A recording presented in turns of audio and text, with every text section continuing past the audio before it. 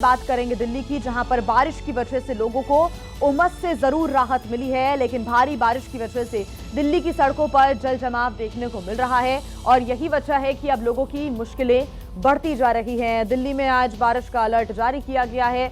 आज दिन भर भारी बारिश की जो संभावना है पहले ही व्यक्त की गई थी और वो सिलसिला आज जारी रह सकता है, ये फिलहाल नजर आ रहा है। और सड़कों पर पानी भर गया है। सुबह सुबह ऑफिस जाने वाले जो लोग हैं उनको सड़कों पर पानी भरा हुआ नजर आ रहा है। मुश्किलें बढ़ गई हैं।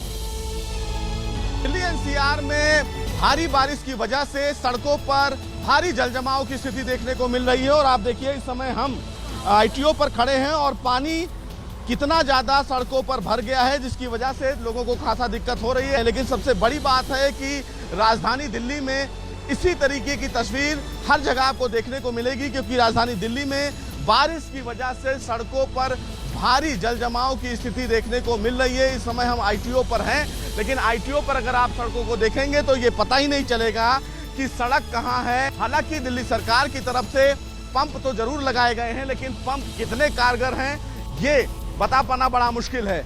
रक्षाबंधन होने की वजह से आज सरकारी दफ्तर बंद है, लेकिन बावजूद इसके सड़कों पर जिस तरह से पानी भरा हुआ है, ऐसे में ये कहना बिल्कुल गलत नहीं होगा कि अगर इसी तरह बारिश होती रही तो सड़कों पर भारी ट्रैफिक जाम की स्थिति देखने को मिल सकती है। बात कर लेते हैं उत्तरकाशी की। यहाँ पर आज भी रेस्क्यू ऑपरेशन शुरू हो चुका है। धरौली और गंगोत्री के रास्ते में फंसे हुए लोगों को सुरक्षित स्थानों पर पहुंचाया जा रहा है, उनको वहां से बाहर निकाला जा रहा है और अब तक करीब 600 से ज्यादा लोगों को लाया जा चुका है। आपको बता दें कि 629 लोगों का अब तक रेस्क्यू किया जा चुका है, लेकिन जानकारी के अनुसार लगभग 300 के करीब ऐसे लोग हैं जो अभी भी ऊपर फंसे हुए हैं, उनको लाने का काम चल रहा है। हर्षिल में रहने वाले लोग भी नीचे उत्तरकाशी आ रहे हैं, यानी कि जो सुरक्षित स्थान है यहाँ पर आने का सिलसिला लोगों का जारी है। 100 घंटे बीत चुके हैं आपदा को और अभी भी रेस्क्यू ऑपरेशन चल रहा है। पूरा इलाका इस वक्त मलबे में तब्दील हो चुका है, मलबा ही मलबा नजर आ रहा है और जानकारी के अनुसार इसी मलबे के नीचे कई लोगों के दबे होने की जानकारी है। कई लोग फंसे हो सकते हैं, इसी वजह से उनकी तलाश लगातार जारी है। उत्तराखंड में कल भी जिंदगी की तलाश जारी रही। धराली में आई तबाही के बाद मलबे के नीचे जो लोग दब गए, इतने दिनों बाद उनका जिंदा बचना लगभग नामुमकिन सा लग रहा है। ऐसे में यहाँ पर शव भी नहीं मिल पा रहे हैं। पूरे धराली गांव में इतना ज्यादा मलबा जमा हो चुका है कि उसके नीचे दबे लोगों के शव तक अब तक नहीं मिले। उन्हें ढूंढने के लिए अब घर की छतों को काटा जा रहा है। रेस्क्यू टीम कटर के साथ धराली में जिंदगी की तलाश में दिखी। छत के साथ दरवाजे को भी काटा। कई फीट ऊंचे मलबे में दबे घरों के आसपास इंसानी खुशबू पहचानने के लिए खोजी कुत्तों को भी काम पर लगाया गया। डॉग स्क्वाड अलग अलग घरों के पास जाकर मलबे के नीचे दबे लोगों को ढूंढता दिखा।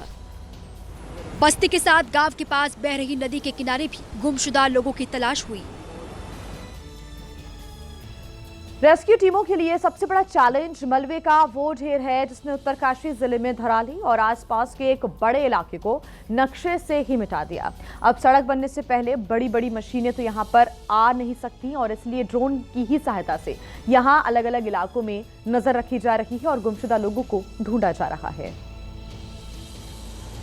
वो मलबा जो अब धराली गांव में जमीन की नई परत बन चुका है, उस मलबे में दबे लोगों की तलाश के लिए रेस्क्यू टीमें पूरे इलाके में इन ड्रोन्स को उड़ा रही हैं।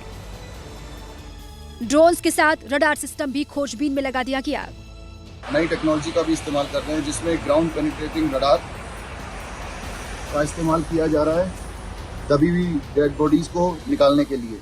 ड्रोन्स और रडार सही से काम कर पाए, इसके लिए सैलाब की तबाही के बाद गिरे पेड़ों को भी काटने का काम हुआ। नदी का बहाव रास्ते का रोड़ा ना बने, इसका भी सेना ने इंतजाम किया। आज हमने भागीरथी नदी के ऊपर एक फुट ब्रिज को एस्टैब्लिश किया है, जिससे हम सभी इंजर्ड और यात्रियों को सुरक्षित स्थान पर ले जा रहे हैं। आपदा वाले इलाकों में जिंदगी सामान्य करने के लिए बड़ी बड़ी मशीनें पहुंची। क्रेन बुलडोजर्स का एक तरह का काफिला सड़क पर दिखा। तो इधर मलबे के अंदर लोगों की तलाश के लिए एक खास किस्म के कैमरे का भी इस्तेमाल किया गया है। इसे विक्टिम लोकेटिंग कैमरा कहा जाता है। इस कैमरे की खासियत ये होती है कि ये मलबे के अंदर जाकर वहां दबे लोगों की जानकारी निकाल सकता है। धराली गांव में उस दिन आई तबाही के बाद जो लोग नीचे दब गए, उनकी तलाश इसी कैमरे से की जा रही है। रेस्क्यू टीम कैमरे पर लगे रॉड की मदद से उसे मलबे के अंदर लेकर जाती है। ड्रोन की तरह कैमरे की हर तस्वीर बाहर खड़े लोगों तक आती है। मलबे में दबे घरों के अंदर इस कैमरे को ले जाकर वहां दबे लोगों की तलाश की गई। घर के अंदर घुसे मलबे में किसी के जिंदा बचने का 1% भी चांस हुआ तो पता लग जाएगा। अगर इस रबल के अंदर कोई विक्टिम है और उसकी हार्ट बीट मूवमेंट कर रही है, उसका थोड़ा बहुत मूवमेंट हो रहा है, तो ये जो इक्विपमेंट है उसको वहाँ से डिटेक्ट कर लेगा। इस खास कैमरे की मदद से मलबे में दबे लोगों से बात करना भी मुमकिन है। ये एकॉस्टिक सेंसर बहुत सेंसिटिव है, कोई होल स्पेस में इससे बात कर सकते हैं। मतलब ये हम आवाज भी सुनेंगे, हम क्या बोल रहे हैं, उसकी आवाज में क्या बोल रहा है वो भी हम करेंगे। धराली में मलबे में दबी जिंदगी की तलाश तीसरे दिन भी जारी है। और वहीं देखिए उत्तरकाशी जिले में कई जगहों पर फंसे लोगों को बचाने के लिए हेलीकॉप्टर्स लगातार इनका आना जाना जारी है। ऐसे भी कुछ लोग हैं जो कि गंगोत्री धाम के दर्शन करने के लिए गए थे, लेकिन आपदा ने उन्हें मुसीबत में डाल दिया। रास्ते बंद हुए तो श्रद्धालु हेलीकॉप्टर से मातली हेलीपैड पहुंचे। नेटवर्क आया तो घर पर बात हुई और खुशी के आंसू निकले। हम अब संतुष्ट हैं, हम घर पे बात कर रहे हैं सब, अब हम परेशान नहीं है। घर पे सब परेशान है, बच्चे सबसे बात नहीं कर रही थी, इसलिए फैमिली से बात नहीं कर रही थी, इसलिए परेशान थी। एक दूसरी श्रद्धालु भी बोलते बोलते रो पड़ी। ऐसे आई वीडियो कॉल किया तो सब रो रहे थे घर पे बैठे बैठे, हमें भी रोना है। सेना ने कैंप में मौजूद सभी लोगों को उनके घर पर बात कराई। सब खुश और संतुष्ट थे। सुबह से कई बार अप डाउन कर चुके हेलीकॉप्टर्स ने 100 से ज्यादा लोगों को मातली कैंप तक पहुंचाया। सड़क मार्ग बंद होने से रेस्क्यू के लिए इस्तेमाल होने वाली बड़ी बड़ी मशीनों को भी चिनूक हेलीकॉप्टर से एयरलिफ्ट किया गया। आपको बता दें कि धराली तक पहुंचने का रास्ता अभी नहीं खुला है। जिस ब्रिज के टूटने की खबर हमने आपको पहले दिखाई थी वो अब भी नहीं बन पाया है और अब ये कहा जा रहा है कि जल्द ही काम पूरा हो जाएगा। अभी के हालात ऐसे हैं कि बीच में नाले की पतली धार है और दोनों तरफ बंद पड़ी सड़क बनाने के काम में बीआरओ की टीम दिन भर से लगी रही। जो बीआरओ के जवान हैं वो किस तरीके से दूसरे छोर पर काम करते हुए आपको नजर आएंगे। जो बड़े बड़े पत्थर वहां पर गिरे हुए हैं उनको हटाने का काम किया जा रहा है। पुल बनाने के लिए इस्तेमाल होने वाले लोहे के स्लैब्स को अब बीच में लगाने का काम हो रहा है। 90 फीट के ब्रिज को बनाने के लिए नीचे बहने वाले नाले तक जाकर टीम ने काम किया। गंगनानी में इस टूटे हुए पुल की वजह से ही कनेक्टिविटी ठप पड़ गई। अब इसे बनाने के लिए सेना, एसडीआरएफ और बीआरओ की टीम एक साथ युद्ध स्तर पर काम कर रही है। देखिए हिमाचल प्रदेश के कुल्लू में बादल फटने से हालात बिगड़ गए हैं। फ्लैश फ्लड से बड़ोगी नाला उफान पर आ गया है। वहीं से नाले का जलस्तर बढ़ने और पहाड़ों से मलबा आने से कई पुल बह गए हैं। भारी बारिश के बाद पहाड़ों से पानी के साथ मलबा तेजी से घाटी की तरफ बहता नजर आया, जिससे आसपास के इलाके में अफरा तफरी मच गई। वहीं एक दूसरी तस्वीर में नाला किसी मलबे की नदी जैसा दिखाई दिया। नाले के जरिए भारी मात्रा में मलबा नीचे की तरफ बहता दिखाई दिया। बताया जा रहा है कि मणिकर्ण घाटी में बादल फटा, जिससे क्षेत्र में 3 से 4 पुलों के बहने की सूचना है।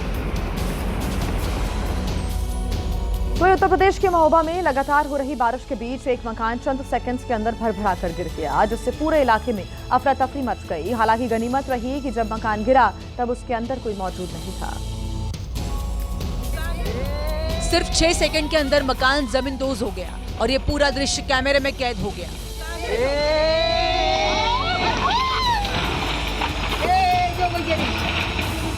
जैसे ही मकान ढहा, चारों तरफ धूल का गुबार छा गया। इस मकान का एक बड़ा हिस्सा रोड के ऊपर बना था, जहां से हर रोज लोगों की आवाजाही होती है। जब ये मकान गिरा तो लोग सहम गए। तुरंत मलबे से रास्ता साफ करने का काम शुरू कर दिया।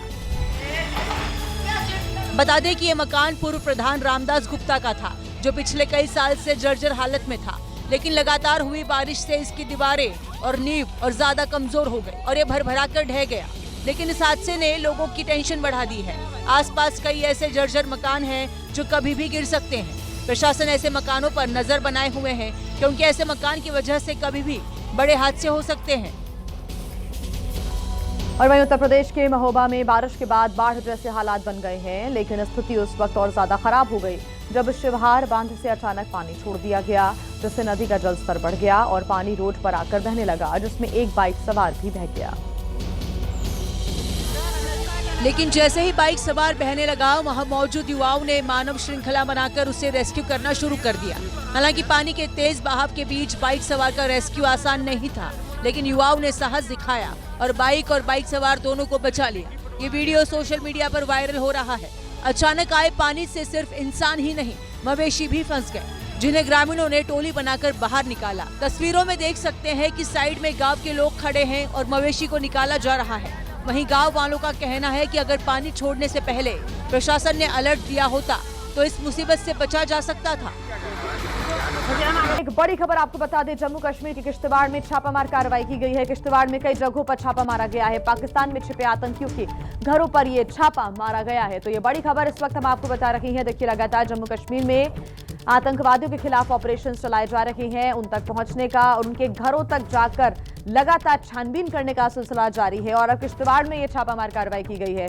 किश्तवाड़ में कई जगहों पर छापा मारा गया है। पाकिस्तान में छिपे आतंकियों के घरों पर छापा मारा गया है। ये वो आतंकी हैं जो कि इस वक्त पाकिस्तान में छिपे हुए हैं और उनके घर कहीं ना कहीं इन्हीं इलाकों में मौजूद हैं। किश्तवाड़ में जो घर जहां पर आतंकी रहा करते थे और अब पाकिस्तान में छिपे हुए हैं, इनके घर पर जाकर छापा मारा गया है। खबर आपको पंजाब से बता दें, जहां के होशियारपुर में एक चलती हुई प्राइवेट बस में आग लग गई। इसके बाद यात्रियों में हड़कंप मच गया और जान बचाने के लिए यात्री बस से कूदने लगे। यात्री इतनी हड़बड़ी में थे कि बस रोकने से पहले ही कूदने लगे, जिसकी वजह से कई महिलाएं जमीन पर गिर पड़ी। तस्वीरों में देख सकते हैं, पहले एक महिला गिरती है, फिर दूसरी और फिर तीसरी। एक महिला तो बस के टायर के एकदम पास गिरी, जो टायर के चपेट में आने से बाल बाल बच गई। तीनों महिला बस से गिरी और कई पलटी खा गई। यात्रियों में बस से उतरने की होड़ लग गई। चंद सेकंडों में पूरी बस खाली हो गई। ये पूरी घटना होशियारपुर के मुकेरिया से लतवाड़ा रोड की है, जहां चलती बस के इंजन में आग लग गई। बस में सवार यात्री घबरा गए और चलती बस से ही कूदने लग गए। हालांकि बस ड्राइवर की सूझबूझ से बड़ा हादसा होने से टल गया। समय रहते ही आग पर काबू पा लिया गया। वहीं बस से यात्रियों के कूदने का वीडियो बाइक शोरूम पर लगे सीसीटीवी कैमरे में कैद हो गया, जो अब सोशल मीडिया पर वायरल हो रहा है। गाजियाबाद पुलिस ने एक बड़े बच्चा चोर गैंग का भंडाफोड़ करते हुए 4 सदस्यों को गिरफ्तार किया। इस गैंग के तार गाजियाबाद से लेकर नेपाल तक फैले हुए हैं। बताया जा रहा है कि इस बच्चा चोर गैंग में निजी अस्पतालों के चिकित्सक, नर्स, आशा वर्कर और मैरिज ब्यूरो संचालिकाएं शामिल हैं, जो बच्चों की प्रोफाइल बनाकर सोशल मीडिया पर बच्चों की बोली लगाई जाती थी। इसमें लिंग, रंग के आधार पर बच्चों की कीमत तय की जाती थी। बच्चा चोर गैंग का पता तब चला जब 4 अगस्त को ट्रोनिका सिटी के पूजा कॉलोनी में 1 साल के मासूम फारिस का अपहरण कर लिया। बच्चा चोरी की पूरी घटना सीसीटीवी कैमरे में कैद हो गई थी, लेकिन जब पुलिस से पड़ताल की तो 4 घंटे के अंदर ही बच्चे को गैंग से छुड़ा लिया गया और गैंग के 4 सदस्यों को पकड़ लिया गया। जब पुलिस से पूछताछ की तो पता चला कि बच्चे को मुरादाबाद में बेचने की योजना थी, जिसकी बोली पहले ही सोशल मीडिया पर लगाई जा चुकी थी। पुलिस अब पूरे सिंडिकेट की जांच में जुट गई है, क्योंकि पता चला है कि इस गैंग के तार पश्चिमी यूपी, उत्तराखंड, जम्मू कश्मीर और नेपाल तक फैले हैं और ये अब तक कई बच्चों का अपहरण कर चुके हैं, जिनका खुलासा होना बाकी है। वहीं बिहार के रोहतास में हत्या की सनसनीखेज वारदात ने पूरे इलाके को दहशत में डाल दिया। विजय राघव आश्रम के महंत की हत्या उनके ही आश्रम में कर दी गई और हत्या का आरोप महंत के सहयोगी और आश्रम के पुजारी सुभाष स्वामी पर लगा है। आरोप है कि आश्रम से छुट्टी नहीं देने को लेकर महंत और सुभाष पुजारी के बीच विवाद हो गया। इसी विवाद में सुभाष ने किसी भारी चीज से महंत पर हमला कर दिया, जिससे उनकी मौत हो गई। पहले पैसा उसा कुछ उसको दिए थे और वो था, वो थोड़ा दूसरा दिमाग का आदमी था, मर्डरियर आदमी था वो, स्वामी जी भी नहीं जान पाए। हत्या के बाद आरोपी फरार हो गया, जिसकी तलाश में पुलिस जुट गई है। पुलिस ने हत्या की वजह भी बताई है।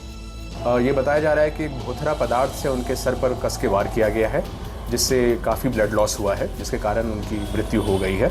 जो वजह बताई जा रही है कि ये जो इनके सहायक थे, इनके और इनके बीच में कुछ पैसों के लेन देन और छुट्टी को लेकर के कुछ विवाद उत्पन्न हुआ, जिससे आवेश में आकर के इस तरह की घटना हुई है। त्रिदंडी स्वामी आश्रम के बगल में विजय राघव स्वामी का आश्रम है, जहां वारदात को अंजाम दिया गया।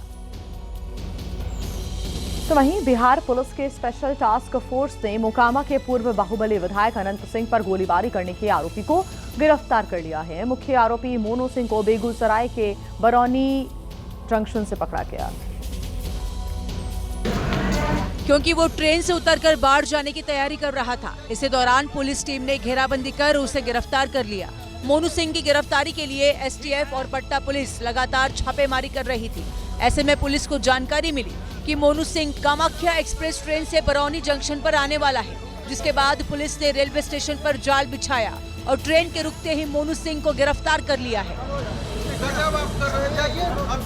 मोनू सिंह पर हत्या, रंगदारी के करीब 1 दर्जन मामले दर्ज है। मोनू सिंह और उसके भाई सोनू कुमार पर इसी साल जनवरी में पटना के पचमहला थाना क्षेत्र में अनंत सिंह पर गोलीबारी करने का मामला दर्ज कराया गया था। सोनू सिंह ने 1 महीने पहले कोर्ट से जमानत ले ली थी और जेल से बाहर आ गया था, जबकि इसी मामले में मोनू सिंह लगातार फरार चल रहा था। यूपी के बुलंदशहर से हैरान करने वाला मामला सामने आया है। सोशल मीडिया पर एक युवक का वीडियो जमकर वायरल हो गया, जिसमें एक युवक देश विरोधी नारे लगाते हुए नजर आ रहा है, जबकि वीडियो बनाने वाला उसे बार बार ऐसा न करने की बात कह रहा है। सपोर्ट कर दो किसको भाई? तुम हिंदुस्तान को होकर पाकिस्तान को सपोर्ट कर दो, गलत बात है। अरे नहीं यार, ऐसे नहीं बोलते छोटे, अपना हिंदुस्तान जिंदाबाद भाई, ऐसा मत बोल। ये वीडियो कुछ दिन पहले का बताया जा रहा है, लेकिन सोशल मीडिया पर वायरल होते ही मामला गर्मा गया। वीडियो की गंभीरता को देखते हुए पुलिस ने तत्काल जांच शुरू की। वायरल वीडियो के आधार पर आरोपी की पहचान अनस के रूप में हुई है, जिसे गिरफ्तार कर लिया गया है। आरोपी व्यक्ति को थाना पुलिस द्वारा पूछताछ करते हुए गिरफ्तार किया गया है और इस संबंध में आवश्यक विधिक कार्रवाई करते हुए मुकदमा कायम किया जा रहा है। आरोपी ने पाकिस्तान के लिए नारेबाजी की थी। पुलिस अब आरोपी अनस से पूछताछ कर रही है। जम्मू कश्मीर में स्वतंत्रता दिवस से पहले हथियार लेकर सुरक्षा के कड़े इंतजाम किए गए हैं। किसी भी खतरे से निपटने के लिए सेना के जवान कितने सक्षम हैं, इसकी एक बड़ी तस्वीर कठुआ से सामने आई। हाथों में हथियार लेकर सुरक्षा बल तैनात है। पीछे ट्रेन गुजर रही है। कोई अनहोनी हो उससे पहले उसे खत्म करने का इरादा लिए सुरक्षाकर्मी निशाना लिए हुए हैं। अब जरा इस तस्वीर को देखिए। सुरक्षा बल जंगल में आतंकियों की तलाश करते दिखाई दे रहे हैं। पीछे कुछ जवान बैकअप दे रहे हैं। दरअसल ये 15 अगस्त से पहले की तैयारी है, क्योंकि कठुआ में हाल के दिनों में कई आतंकी गतिविधि देखने को मिली है। ऐसे में यहाँ सुरक्षा बल अलर्ट मोड पर दिखाई दिए और स्वतंत्रता दिवस के पहले ये तैयारी और ज्यादा तेज हो गई है, जिसको लेकर कठुआ में ये मॉक ड्रिल हुई और सुरक्षा बलों के मजबूत इरादों ने बता दिया कि वो किसी भी खतरे से निपटने के लिए पूरी तरह से तैयार हैं। तो वहीं राजस्थान के जैसलमेर में बीएसएफ जवानों ने रक्षाबंधन मनाया। देश की सीमाओं पर तैनात जवानों की कलाई पर बहनों ने राखी बांधी और उनकी लंबी आयु की कामना की, तो जवानों ने भी अपनी बहनों की रक्षा का वादा किया। जिसकी तस्वीरें सामने आई जैसलमेर में भारत पाक सीमा से, जहां सीमा पर तैनात महिला जवानों ने अपने साथी जवानों की कलाइयों पर राखी बांधी, तिलक लगाकर जवानों का मुंह मीठा कराया। भाई बहन के पवित्र प्यार के प्रतीक माने जाने वाले इस त्योहार पर सभी जवान भावुक नजर आए। जो जवान छुट्टी न होने के कारण अपने परिवार के पास नहीं जा पाए, उन्होंने ये त्योहार अपने साथी बहनों के साथ सीमा पर उत्साह के साथ मनाया। जवानों ने रक्षाबंधन का त्योहार मनाने के बाद भारत माता की जय के नारे भी लगाए। रक्षाबंधन का त्योहार जवानों के बीच के गहरे बंधन और त्योहार के महत्व को दर्शाता है। राखियों की डोर में इस बार सिर्फ प्रेम ही नहीं बल्कि देशभक्ति की भावना भी जुड़ गई है। जोधपुर के बाजारों में ऑपरेशन सिंदूर से प्रेरित राखियों की धूम मची है। जोधपुर के मशहूर राखी डिजाइनर किशन गहलोत ने इस बार रक्षाबंधन के मौके पर खास ऑपरेशन सिंदूर थीम पर राखियां तैयार की हैं। इन राखियों पर मोदी और योगी की तस्वीरें हैं और सेना के अभियान को दर्शाने वाले प्रतीक भी उकेरे गए हैं। इस बार हमने ऑपरेशन सिंदूर, जो सेना ने एक नाम दिया था आतंकवादियों को मारने के लिए, वो सिंदूर के नाम से राखी बनाई है। वो बहनें बहुत पसंद कर रही हैं। वहीं राखी खरीदने आ रही महिलाओं की माने तो ये सिर्फ राखी नहीं है, एक भावना है। और ये जो मोदी जी है, हम इनके लिए भी राखी बेच रहे हैं और ये योगी जी को भी हम राखी बेच रहे हैं। सब बहनें यहाँ से विशेष तौर से राखी खरीदने आ रही है और सिंदूर की वजह से खरीदने आ रही है। एक तरह से देखें तो ऑपरेशन सिंदूर वाली राखियों ने लोगों को देशभक्ति से भर दिया, जहां रक्षा सूत्र अब सिर्फ भाई की कलाई नहीं बल्कि देश की रक्षा की भावना से भी जुड़ गया है। केंद्रीय मंत्री शिवराज सिंह चौहान को सहायता समूह की दीदियों ने राखी बांधी और इस दौरान शिवराज सिंह चौहान ने सभी बहनों से स्वदेशी अपनाने की अपील की। शिवराज सिंह चौहान को सहायता समूह की दीदियों ने राखी बांधी तो बदले में उन्होंने उपहार दिया, लेकिन एक संकल्प भी दिलाया कि उनकी बहनें स्वदेशी अपनाएं और देश को मजबूत बनाएं। और संकल्प यही है कि देश में कोई बहन गरीब ना रहे। विकसित भारत के निर्माण में दीदियां अपना अतुलनीय योगदान देंगी। उनकी परेशानियां सुनी और कैसे देश की हर बहन को सशक्त बनाया जा सके, इसका मंत्र भी दिया। खबरों में आगे बढ़ते हैं बाद देश की राजधानी दिल्ली की, जहां से हैरान करने वाली एक वारदात सामने आई है। यहां पर कुछ बदमाशों ने एक महिला के गले से सोने की चेन छीन ली और फरार हो गए। इस घटना के सामने आने के बाद एक बार फिर दिल्ली की सुरक्षा व्यवस्था पर सवाल खड़े हो गए हैं। सीसीटीवी में दिखाई दिया कि एक महिला सुनसान गलियों से जा रही है। इसी दौरान पीछे आए एक बदमाश ने युवती का गला पकड़ लिया। महिला कुछ समझ पाती इससे पहले युवक ने बुरी तरह जकड़ दिया। बदमाश ने महिला का गला इतनी जोर से दबाया कि वो मौके पर ही बेहोश हो गई। इस दौरान बदमाश ने पहले युवती की सोने की चेन छीनी और फिर कान के झुमके लूट लिए। बदमाश का एक साथी भी था जो स्कूटी पर सवार था। पल भर में दोनों ही बदमाश मौकाए वारदात से रफू चक्कर हो गए। घटना शकरपुर इलाके के डी ब्लॉक की है, लेकिन बड़ा सवाल ये भी है कि महिला सांसद से लूट होती है तो पुलिस 24 घंटे के अंदर केस को सुलझा लेती है, लेकिन आम आदमी को इंसाफ के लिए इतने दिन क्यों लग जाते हैं। कुलगाम में 9वें दिन भी एनकाउंटर जारी है। आतंकियों से मुठभेड़ में 2 जवान शहीद हो गए हैं। बड़ी खबर इस वक्त हम आपको बता रहे हैं, सुरक्षा बलों ने एक आतंकवादी को मार गिराया है। एनकाउंटर के दौरान 11 जवान भी जख्मी हो गए। तो लगातार ऑपरेशन जारी है कुलगाम में। 9वें दिन भी एनकाउंटर का सिलसिला जारी रहा। लगातार आतंकियों को खोजने का प्रयास और उनको मार गिराने का काम सुरक्षा बल कर रही हैं। एक दुखद खबर भी सामने आ रही है। मुठभेड़ में दरअसल 2 जवान शहीद हो गए हैं, साथ ही साथ 11 जवान घायल बताए जा रहे हैं। आपको बता दें कि कुलगाम में 9वें दिन भी एनकाउंटर जारी है। घाटी में लगातार आतंकियों के छिपे होने की सूचना मिली और उसके बाद से दोनों ही तरफ से जो फायरिंग है वो उसका सिलसिला चल रहा था। 9वें दिन भी एनकाउंटर जारी रहा। आतंकियों से मुठभेड़ हुई जिसमें 2 जवान शहीद हो गए हैं, ये जानकारी मिल रही है। अभी भी पूरे इलाके को कॉर्डन ऑफ किया गया है और साथ ही इस इलाके में अभी भी आतंकियों के छिपे होने की सूचना है, जिसकी वजह से ऑपरेशन लगातार जारी है। सुरक्षा बलों ने एक आतंकवादी को मार गिराया है। एनकाउंटर के दौरान 11 जवान जख्मी बताए जा रहे हैं। तो बड़ी खबर इस वक्त आपको बता रही है, जम्मू कश्मीर के कुलगाम में ये मुठभेड़ हुई है। इस मुठभेड़ में 2 जवानों की शहादत की जानकारी मिल रही है, तो वहीं 11 जवान जख्मी हो गए हैं। एक आतंकवादी को मार गिराने का काम किया है सुरक्षा बलों ने और अभी भी घाटी में कुछ आतंकियों के छिपे होने की जानकारी मिल रही है, आशंका व्यक्त की जा रही है। तो एक तरफ तो जहां आतंकियों को मार गिराने का काम लगातार सुरक्षा बल कर रही है, पूरे इलाके को घेर कर आतंकियों के खिलाफ कार्रवाई यहां पर की जा रही है। अलग अलग ऑपरेशंस के तहत आतंकियों को ढेर करने का काम सुरक्षा बलों की टीम्स लगातार कर रही हैं। जानकारी मिल रही है कि मुठभेड़ हुई जिसमें 2 जवानों की शहादत हो गई है। एक आतंकवादी को मार गिराने का काम किया है। उत्तर प्रदेश के बस्ती में कानून व्यवस्था सवालों के घेरे में है। दरअसल डीजल चुराने वाला एक गैंग इन दिनों नेशनल हाईवे पर आतंक मचा रहा है।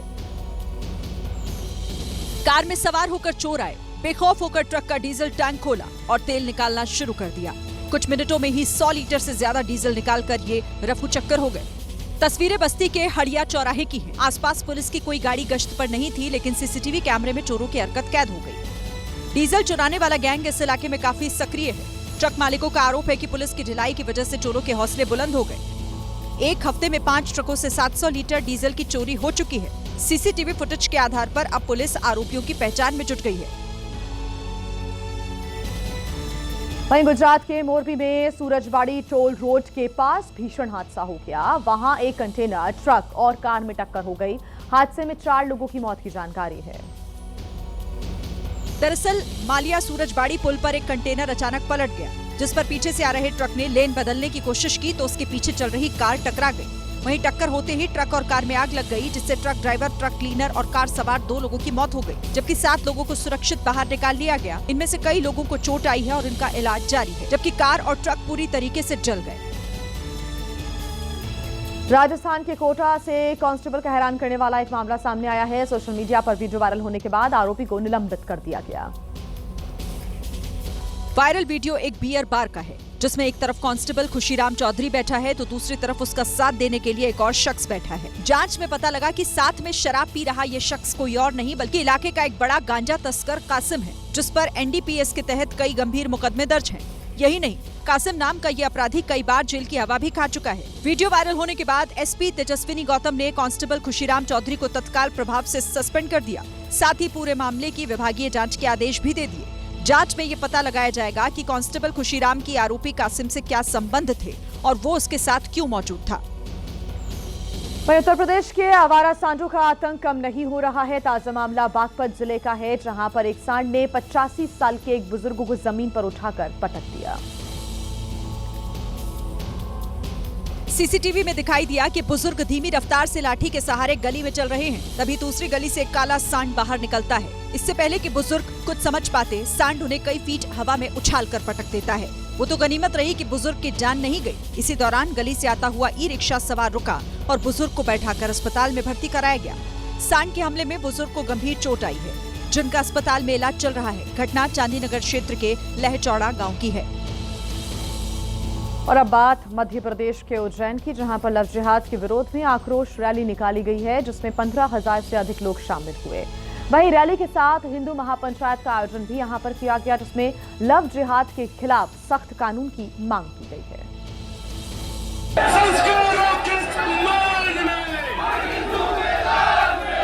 हाथ में लव जिहाद के विरोध वाली तख्ती, बैनर और पोस्टर और इन सब के बीच गूंजता जय श्री राम का नारा। लव जिहाद के विरोध में निकली आक्रोश रैली खाच रोड इलाके से विक्रम मार्ग होते हुए चबूतरा चौराहा और वहां से शुक्रवारिया बाजार तक पहुंची, जिसमें इतने लोग शामिल हुए जिसे देखकर लगा जैसे पूरा उज्जैन सड़क पर आ गया हो। वहीं रैली के साथ आयोजित हिंदू महापंचायत में संत आनंद गिरी महाराज, संत नरेंद्र गिरी महाराज, हिंदू जागरण संगठन के नेता और प्रचारक शामिल हुए। मध्य प्रदेश के इंदौर की अरावजी बाजार थाना की पुलिस को बड़ी कामयाबी मिली है। पुलिस ने महिलाओं के उस गैंग का भंडाफोड़ कर दिया है, जो मासूम बच्चों को बेचने का काला कारोबार चला रहे हैं। पुलिस की गिरफ्त में ये उसी शातिर गैंग की महिलाएं और उनके साथी हैं, जिन्होंने अपनी चाल से कई परिवारों को अपना शिकार बनाया। बच्चा चोरी करके उन्हें बेचने के केस में पुलिस ने कुल 11 लोगों को आरोपी बनाया है, जिनमें से 9 पकड़े गए। शिकायतकर्ता ने पहले से ही आरोपी महिलाओं को पहचान लिया था और उसने उनके साथ एक डील की, जिसकी जानकारी उसने पुलिस को दी। गैंग की शातिर महिलाएं खुद को वरिष्ठ नागरिकों के लिए केयर सेंटर चलाने वाली बता रही थी। पूछताछ में पता चला कि बच्चे के बदले 10 लाख रुपए की डील हुई थी। पुलिस ने गिरफ्तार की गई महिलाओं से पूछताछ की और ये जानने का प्रयास किया जा रहा है कि कहीं और भी बच्चों की खरीद फरोख्त तो नहीं की गई। बात करते हैं बिहार की, जहां की दरभंगा में पुलिस एक्शन मोड में नजर आई। बेखौफ अपराधियों को पुलिस ने अब सबक सिखाने का फैसला किया है। गोलीकांड में फरार चल रहे 5 आरोपियों के खिलाफ पुलिस ने अनोखे अंदाज में कार्रवाई की। दुगदुगी बजाकर पुलिस ने बदमाशों के घर पर इश्तेहार चिपकाए और सरेंडर न करने पर इन आरोपियों की संपत्ति जब्त करने की चेतावनी भी दी। इनका सारा चल संपत्ति कुर्क किया जाएगा। 7 जुलाई को फरार बदमाशों ने दरभंगा बस स्टैंड पर हवाई फायरिंग की थी। दरअसल बस स्टैंड का टेंडर अमर साहू नाम के आदमी को मिला, जिसमें पीड़ित भी पार्टनर था। पीड़ित का आरोप है कि 9 जुलाई को तो बदमाश उसके गांव में पहुंच गए और वहां भी फायरिंग की। पुलिस ने इस केस की शुरुआती जांच के बाद श्रवण यादव, मनीष यादव, सुनील यादव, बिल्ला, राहुल यादव को आरोपी बनाया, लेकिन ये बदमाश फिलहाल पुलिस की गिरफ्त से दूर हैं।